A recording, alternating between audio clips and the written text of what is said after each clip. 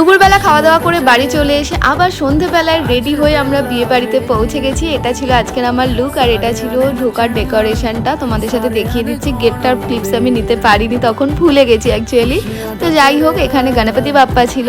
তারপরে এইখানে আমি আর পাহাড়ি রেডি হয়ে একসাথে ঢুকে যাই। আর এখানে দেখলাম তখন সবে নেহা দিদি এসছে, আর এখানে সবাই অলরেডি চলেও এসছে। তারপরে এখানে আমরা নিজেদের মতো একটু ঘুরছি, আর সেদিনকে পিসিমণি এসেছিল, তাই সবাই আমরা পিসিমণির সাথে একটু দেখা করছি, গল্প করছিলাম, ফটোও তুলছিলাম। আর ওই হচ্ছে আমাদের মিষ্টি ব্রাইড আজকের।